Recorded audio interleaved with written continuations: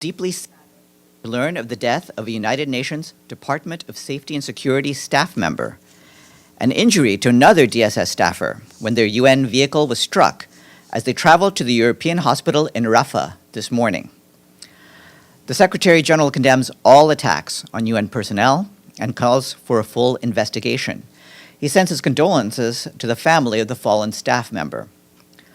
With the conflict in Gaza continuing to take a heavy toll, not only on civilians but also on humanitarian workers, the Secretary General reiterates his urgent appeal for an immediate humanitarian ceasefire and for the release of all hostages.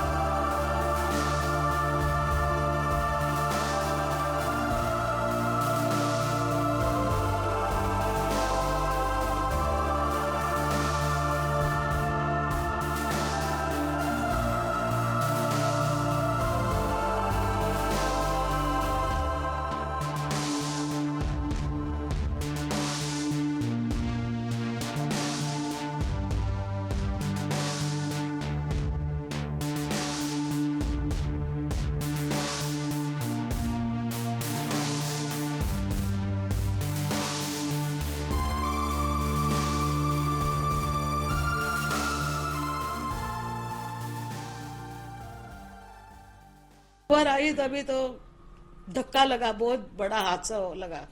विश्वास ही नहीं कर सकते, अभी भी नहीं लगता है। उन्होंने चेहरा बराबर देखा नहीं है।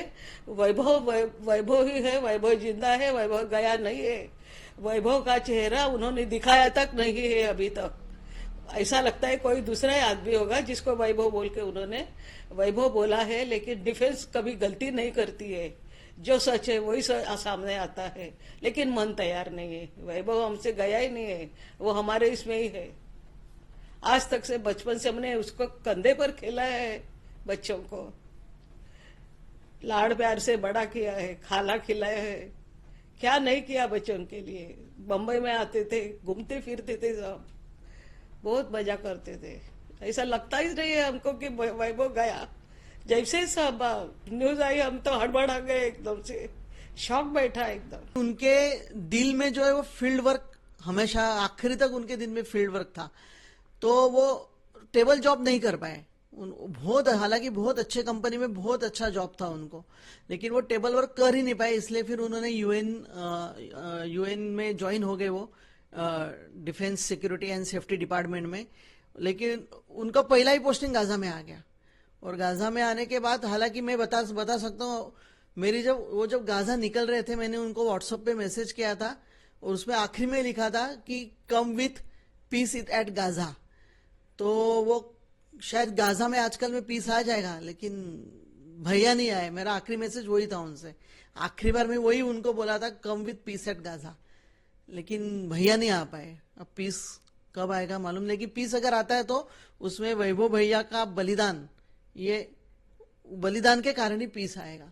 यूएन को शायद समझ में आएगा कि नहीं, ये जो भी हो रहा है गाजा में ठीक नहीं हो रहा है, हकनाक मौत हो रही है।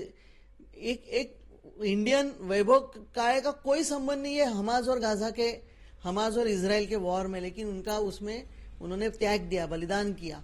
तो उनके बलिदान के के आगे अब पीस आना चाहिए गाजे में यही मैं कहना चाहूँगा. Subscribe to Midday India. Get direct notifications on all our videos by clicking on the bell icon.